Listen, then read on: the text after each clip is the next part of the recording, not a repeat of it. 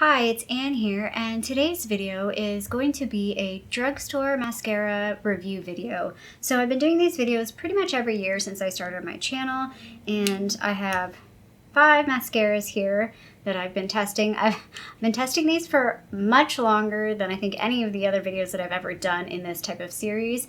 I bought some of these back in April, like April through June, so I've been using them for quite some time. I've put off doing this video mostly because I don't have any strong feelings for any of these mascaras. I feel like in previous videos, I definitely had ones that I preferred over others. There's definitely ones that I didn't like. I feel very like middle of the road on all of these. I guess the overarching theme is they're all okay, but I wouldn't repurchase any of them. So kind of a spoiler, like there's no clear winner.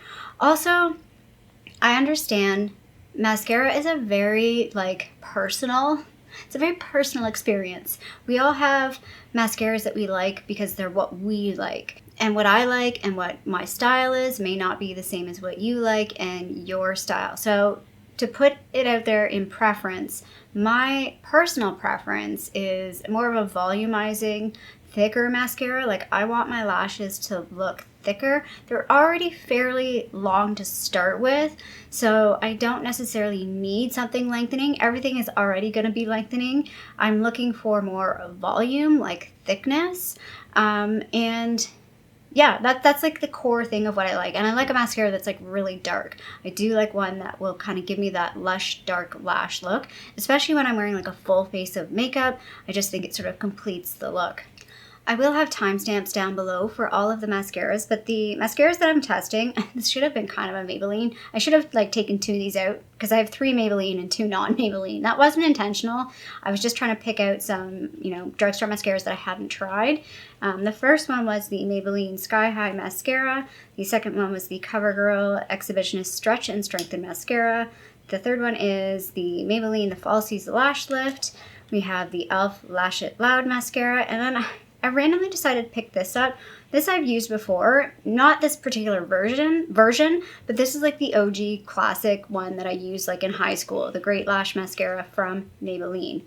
So how I do these videos is I will like walk through the demonstration, or I'll put the demonstration up and just sort of talk about the mascara and how I feel about it. Again, this is all sort of my opinion on the mascara, and I usually do, in the video, I'll do like 1 coat on one eye so you can see what 1 coat looks like. Then I'll do a coat on both eyes so you see what a single coat looks like. Then I go back and do a double coat, a second coat on both eyes so you can see what that looks like. And then I go ahead and do a lower lash coat just to, again, see what the whole thing looks like. I don't normally do lower lashes. I just leave my lower lashes alone. I think my eyes look kind of funny when I put mascara on my lower lashes, so I just don't normally do it. So you'll see in the application I'm a bit awkward doing it. And I will also preface that sometimes mascara can look funny or it can look different when you have no other makeup on. So in these videos I have foundation and my eyebrows on, but I don't have any eyeshadow or like blush or anything else on my face or eyeliner. So mascara can look better or worse depending on what the rest of the makeup situation is, or it can look different. I shouldn't say better or worse. Again, it just could look different. So I'm going to go in order of sort of my least favorite to my most favorite. But least and most is a pretty small window because, again, it's kind of like I don't mind it and I don't love it. Like my least favorite is not like I hate it, and my most favorite is not like, oh my god, my most favorite. Like I said, I wouldn't repurchase any of these, I don't think. So starting at the bottom, we're going to go with the Great Lash Mascara from Maybelline. So this one is technically the cheapest one. I think I paid $5.99 for this. I did all the retail prices based off of Shoppers Drug Mart in Canada. I'll put the US price as well for Ulta. I think that's where I can find all of these, is on Ulta. If not, it'll be an approximate conversion. But the retail price of this, $7.99 Canadian. And it has a really large wand on this one. That's why I figured out why they called this big, because the wand is much, much bigger than the regular version. Kind of neither here nor there. I don't think it really made a difference. It was more of a little bit awkward in application. And I will say for this one, again, it's a very traditional brush, very easy to apply. I mean, maybe the larger brush, like if you're not used to mascara, maybe go with the regular one or the curved one. I kind of like a curved brush. The thing I will say with this one, and the reason why it's kind of at the bottom, is it's the most lackluster to me. And that's because I usually wear a full face of makeup. And I feel like when I put this mascara on, it doesn't really do a whole lot. However, if I think about the flip side, if you are somebody that doesn't wear a lot of eye makeup or doesn't really wear makeup at all, and you're looking for a very natural mascara, you're definitely going to get a really good natural mascara out of this. So what they say on their website about this says, Maybelline says, creates bigger lashes with this great big brush. This clean and buildable formula delivers volume without clumps or globs. It's ophthalmologist tested and suitable for contact lens wearers. So it's the only one that I noticed that said that this was suitable for contact lens wearers. So that's a good thing. And I'll definitely stand behind their like without clumps or globs. It's not a very clumpy or globby mascara. A question about their volume. It is slightly buildable, but not super buildable. Yeah, like it's a more natural looking mascara. You're just gonna get a nice clean looking lash with a bit more depth and a little bit more volume, a little bit more lengthening, but just sort of like a traditional basic type mascara. Like if you are really unsure of makeup and you're not sure where to start, this is a good starting mascara to just get the feel for putting mascara on and thinking about how you like your mascara to look. It's not too dry, not too wet. Like it's a very just like basic mascara. I get why this was like the OG back in the day, because it was like an easy, safe mascara. There's so much more that is better nowadays over this one. My second least favorite one, and I feel like this might be controversial because I know some people really like this one, it's the e.l.f. Lash It Loud. The e.l.f. one, again, was the second most affordable one. It retails for $7.99 Canadian. And there's a few reasons why this one's sort of lower than the other ones. Again, I feel like the look of this one was okay. My biggest issue, number one, of this one is the brush. And this, again, is a personal preference. The brush is a plastic brush, and I find like plastic brushes, the way I do my mascara, I like to get really, really close to the lash line, and plastic brushes are way more pokey. I poke myself in the eye. I think even when I was doing the like demonstration, I poked myself in the eye at some point. You'll be able to see it. So like that's what pretty much one of the reasons why this one is lower than the other ones is just the brush style. I also felt like this one wasn't as black as some of the other ones. What do they say about this on their website? So they say a mega volume, this is one, they said a mega volume mascara. Mega volume, I think that's pushing it. A little bit of volume, sure, but I don't know if it's a mega volume mascara compared to other voluminous type mascaras I've used. Fuller, bolder, and longer than ever, achieves mega volume instantly, volumizing mascara, formulated with rich pigments, flexible silicone brush, volume that hits all the high notes.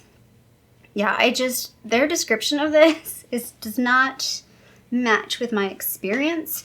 Again, it wasn't bad. I wore it. So if you've been watching my videos over the past 6 months, I've been wearing all these mascaras in my videos. I didn't actually record or write down which videos I did wear these mascaras in, but I did make note in some of my photos when I take my like eyeshadow photos when I was doing my Pan That palette project, and going through. So I do have some photos of wearing mascaras like on a regular day. But yeah, I just was not impressed with this one. Like I was left wanting more when I would do this, and I would get really annoyed at the pokey brush on this one. So that's why that one's a bit lower. So those are like, I feel like those two are sort of at the bottom. The next two are sort of again tied. I really had a hard time where to place these two because I kind of flip back and forth, but I'm gonna go with the middle one is the Maybelline the Falsies Lash Lift. So the Maybelline Falsies Lash Lift mascara in Blackest Black. So I went, if I could get like the Blackest Black, so I either got like Blackest Black, Very Black, like whatever one was like the Blackest Black one, which I still kind of find funny. I'm like, can you actually tell the difference between the two? Probably not. But if I'm going to go for a mascara, I want to go for the one that's like the most dramatic. That's just my personal preference. So this one retailed on the website, like on the Maybelline website, their suggested retail price is $12.99 Canadian. On Shoppers Drug Mart, this is $18.49 Canadian, so it's the most expensive out of all these. That was the other reason why I wanted to pick up the Great Lash one, because it's like, is this one really worth like 3 times? Is it really 3 times better than this one? Questionable. Again, it depends on your preference. So this one says, get an instant lash lift effect from a mascara, delivers dramatic volume and long lifted lashes, double curved lifting brush and fiber infused formula grabs lashes at the root to lift, thicken, and lengthen. No clumps, smears, or flakes, just volume that lasts all day. So the bonus on this one, or the thing that I like the best on this one, and I liked it over all of the other ones, I like the wand on this. I like the hourglass wand. I feel like you get the right amount of product. I feel like I'm getting used to the hourglass shape. I used to like more of a tapered shape, but I'm liking the hourglass one. I like the way it applies the mascara. This formula is interesting. It's kind of dry, so I feel like it's actually difficult to build a second layer. Like, you have to go pretty quickly. I used to, back in the day when I did my mascara, I would do a coat, let it dry, and then go later in and do a second coat over like a really dry lash. I think about that now and I was like, man, that's a weird way to do that.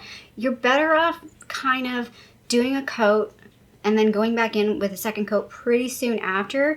You want it to be maybe a little bit tacky to get that second coat to stick to it, but you don't want it dry. I find this one dries so quickly that by the time you go back into that second layer, it's a little awkward. It can be a little clumpy and a little sticky to like try and get, like, you feel like you're kind of going over brittle lashes trying to do that second layer. It could also be the fiber things. I think I did kind of sense that there's those fibers in there. There's definitely something a little different about this formula. Some days I really liked the way this looked. I was like, oh, that does look nicer. And it would kind of like again, it would be kind of closer to the top. And then some days I'm like, I'm just not getting the oomph out of this that I want to get. So that's kind of why this one's middle of the road, because it's just not reliable in terms of what I would get out of it and what I'm looking for in a mascara. The next one's the one that was in the middle, but I've bumped it up ever so slightly just for a couple of reasons. So my second favorite, or like number 2 from the top, is the Maybelline Sky High Mascara. And again, I think this is in like Blackest Black.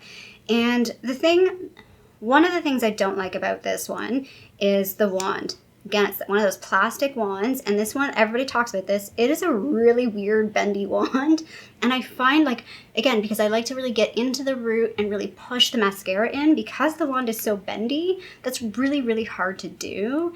And yeah, it's just a little bit awkward.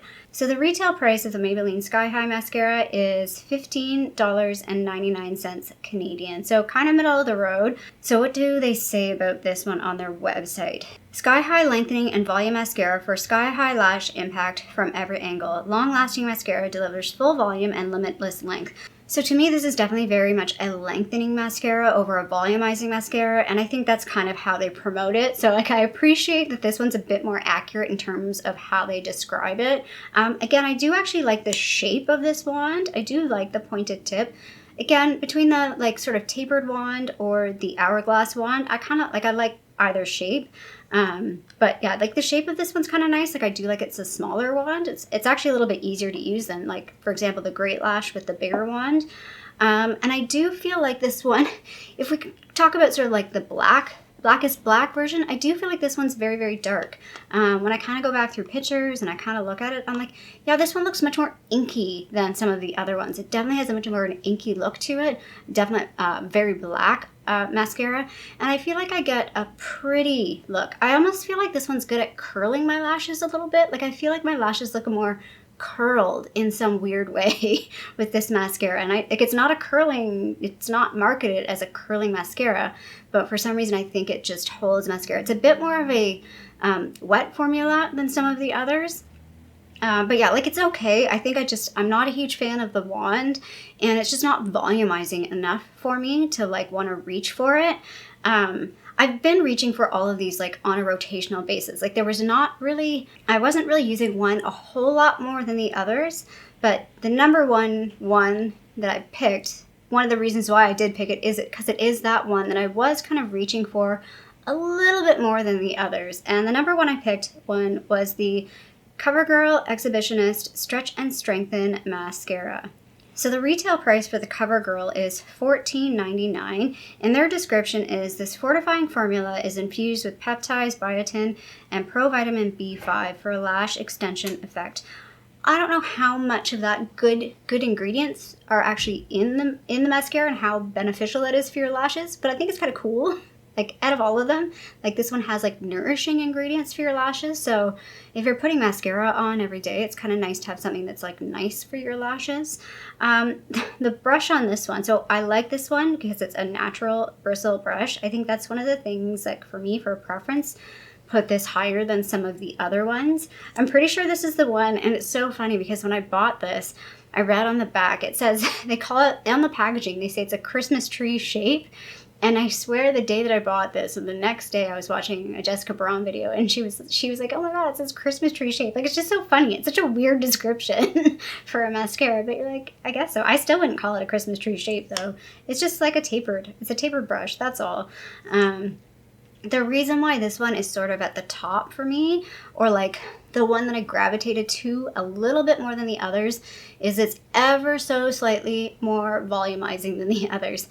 Still not as volumizing as the L'Oreal Lash Paradise or some of the Essence ones that I prefer over this. Like I said, I wouldn't repurchase any of these. I say that, but I could see myself maybe repurchasing this. Like, with the like good ingredient part of it, I kind of like that. But yeah, I just like, it's still not volumizing enough for my preference. But it is the most volumizing of them all. And that's why I liked it the most, because it's like I want to get that like lush, voluminous look to my lashes. And the other ones, I'm not going to really get that. This one, I felt like some days I wasn't getting it, like it just wasn't building up, but some days I definitely could get it. So I will put up a photo of all 5 of them beside each other. And I feel like, again, you look at this photo and you're like, they're all the same. They all look very, very similar. And that was kind of my experience, was like, the difference between these was not nearly as dramatic, I feel like, as some of them in the past that I've used or tested against each other. I felt like these were all very, very similar. Again, I feel like the Maybelline Great Lashes may be the most like fluttery, soft version, whereas like the Maybelline Sky High and the Covergirl Exhibitionist are maybe the most sort of like dramatic. And then the Maybelline Falsies Lash Lift and Lash Out Loud are kind of, again, okay, but just nothing really special to me. So yeah, if I had to pick a favorite out of all of those, the one that I would reach for the most would be this one. And if you're curious, the one that I'm wearing in this video is this mascara. So again, if you're looking at some of my past videos, this is definitely one of the mascaras that I probably wear the most. I would say the only one I rarely wore in a video is this one. But it kind of alternated. I would say the 3 that, again, I picked the most, so you would have seen in most of my videos, were these 3.